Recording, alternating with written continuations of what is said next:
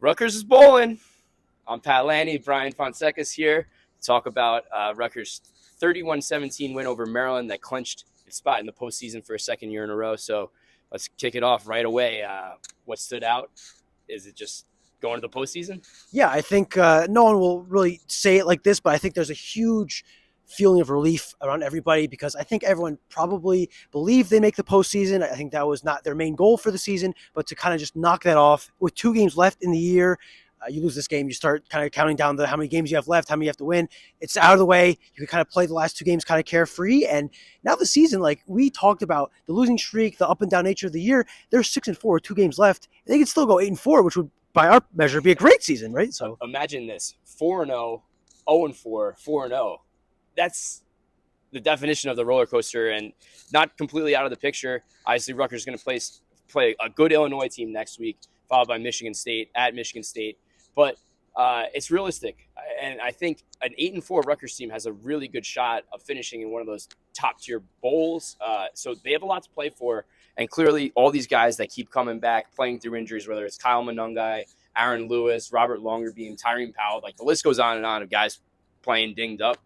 And the more you talk to these guys, the more it seems that they're playing for each other, and it's kind of showing on the field. yeah, I think the concern was real that guys have NFL futures, and you're 4-4. The season's kind of wobbling. Maybe you start looking to the future. These guys clearly didn't, and that's why at the end of the game they finally win at Maryland in front of fans again for the first time in a decade. They're over there celebrating in the corner, singing the alma mater with the traveling fans, and the season has life again because of I'll say 2 guys.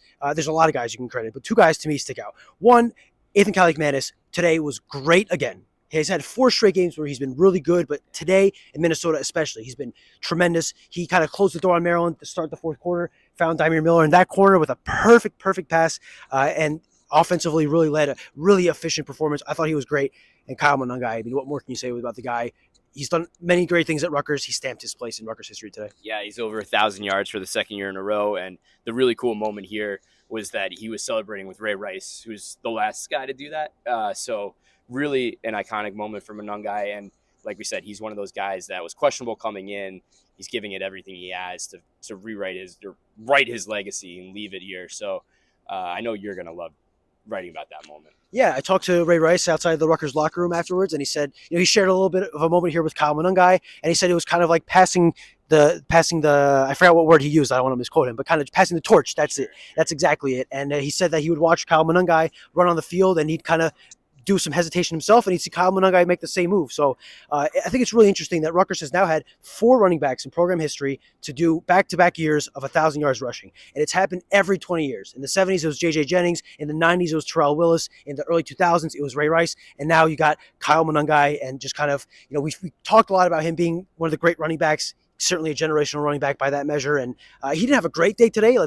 He had 2 touchdowns, yes, but he didn't have his usual big day. But along the season, both on the field and, like you said, leadership-wise, leading this team to kind of righting the ship. And what really stood out from that leadership, you mentioned Kaliakmanis and Monungai. How good were those guys on third down? Ian Strong on the receiving end of those passes.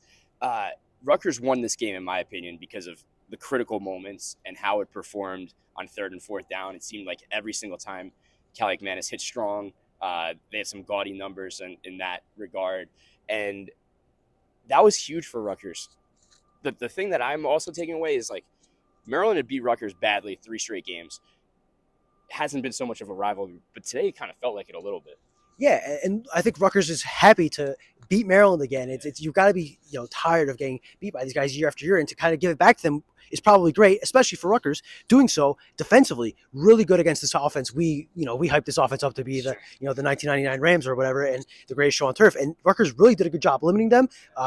Back to the old bend don't break, gave up some yards, but really stopped them in the red zone and made, again, another week, another key play. It's the fourth quarter. Maryland is trying to keep going, drive for drive with Rutgers. And then, Shaquan Loyal makes the big tackle. The ball gets loose. Jordan Thompson with the acrobatic diving interception. And that really killed, Maryland had a uphill climb to come back. That really shut the door.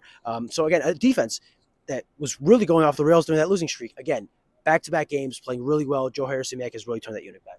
Yeah, and did so by just believing in themselves, really. Like, we've asked the question 10 times to 10 different people, what did Joe Harris-Simiak do during the bye week to really fix this thing? And it was really just trust and leadership and buying into the message about playing for each other. So everyone's saying that. And Aaron Lewis was in the interview room. This will stick with me. Talking about what stood out to him, and it was just a one-word answer, just love. And you could feel that love that he had for his teammates, and he had one of his best games. Looked like his old self. So yeah, that's what I'll remember from this Maryland game. And I think the manifestation of that is kind of like guys shifted roles after the bye week. Kosh Sanders is starting instead of Desmond Igbinosin. That's a senior guy who, could throw the towel after a freshman taking a spot, but he's playing in some key snaps, and he played 4 snaps last week, and yet he's coming in playing key roles and playing well. So I think that's clearly, it's one thing to say those things, but clearly they're living it both in the celebrations and in kind of accepting their new roles. And look, who knows what's going to happen against Illinois? It was hard. We obviously predicted this Maryland game wrong, but it feels like the season suddenly is turning back around. I think that your prediction could happen: 4-0, 0-4, 4-0, and then a bowl game. I just know that everyone is in agreement here. We'd like to go somewhere warm for bowl season. Do not give us Detroit. I'd sign up for Phoenix right now if I could. Detroit, Phoenix, Nashville, maybe Orlando for the Citrus Bowl. If they get to 8-4, it's all a possibility. We'll be covering it along the way, and really excited to do so. For Pat Lanny, Brian Fonseca, see you next time.